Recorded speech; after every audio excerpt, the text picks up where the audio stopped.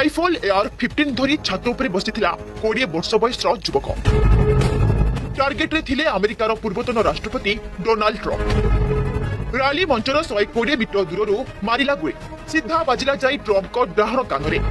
स्थान थिला पेनसिल्वेनिया।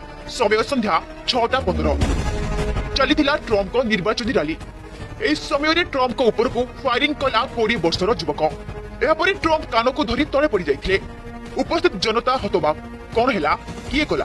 छुट्टी आसिले सुरक्षाकर्मी संगे संगे ट्रम्प को सेठारु हॉस्पिटल नियाजिबा सह फायरिंग करिथिबा युवक को हत्या करिदेले सिक्रेट सर्विस। बहुत चतुरतार सह आक्रमण करा जाइथिले भी भाग्यवशतः ट्रम्प एही आक्रमणरू बंची जाइछन्ती। सिक्रेट सर्विस अनुसार ट्रम्प को ऊपर आक्रमण पाई व्यवहार होइतिबा AR-15 राइफल एक सेमी ऑटोमेटिक राइफल अटे। तेबे किए एही 20 वर्षर युवक कौन पाई ट्रम्प को करिला फायरिंग। ट्रम्प सह पूर्व थिला कि शत्रुता एवं अनेक प्रश्न समस्त मनरे। फायरिंग करिथिबा युवक हेउची थॉमस मैथ्यू क्रुक्स। ट्रम्प जो मंच में भाषण देउथिले थॉमस से स्थान पाखापाखि 20 मीटर दूर थिबा एक मैन्युफैक्चरिंग प्लांट छात रे ठिया होई गुली करथिले। 10 थर फायरिंग करिथिला थॉमस आ गोटी गुली बाजिथिला ट्रम्प को कानरे। एही आक्रमण रे रैली रे शामिल होइतिबा जने व्यक्तिकर मृत्यु घटिथिबा बेले 2 जन गुरुतर होइछथि। आसंता नवेम्बर 5 तारिख में अमेरिका रे राष्ट्रपति निर्वाचन होबाकु थिबा बेले तार 4 मास पूर्वरु ट्रम्प को ऊपर होइछि आक्रमण। ट्रम्प तांको ट्रुथ सोशल साइट रे लिखिछन्ती गोली फुटिबा शब्द मो सुनि पाथिली आ तत्क्षणात मो चर्मर ऊपर भाग रे एक गोली बाजी चली जाउथिबा अनुभव कली। मो सिक्रेट सर्विस और अन्य लॉ एनफोर्समेंट संस्था को धन्यवाद जणाइबाकु चाहिबी। सेमाने घटना रे तुरंत कार्यानुष्ठान नेथिले।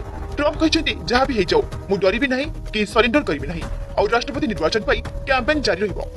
Donald Trump US Republican party जड़े टाणुआ नेता कहले अत्युक्ति हे नहीं। खाली जड़े टाणुआ नेता नुहति अमेरिकार जड़े धनी व्यक्ति मध्य से जड़े।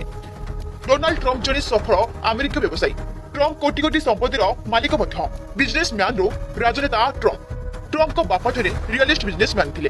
तेणु ट्रम्प मध्य जड़े सफल बिजनेसमैन होइतिले।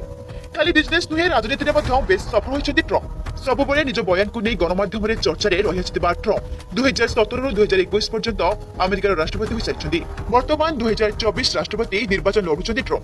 प्रायतः डोनाल्ड ट्रम्प तांको भाषण को नहीं विवाद को चली आछिथांती। किछि मास पूर्वरु ट्रम्प तांको भाषण रे कहिथिले जदि राष्ट्रपति निर्वाचन हारि जिबि तेबे देश रे रक्तपात हेबो। ट्रम्प को एई कथा रे अमेरिका रे राजनीतिक हिंसा देखिबाकु मिलिला। सेहिपरि तांकर अन्य एक विवादीय भाषण थिला। से जो बाइडेन को अमेरिकार सबुठारु खराब राष्ट्रपति कहथिले। एथिपाई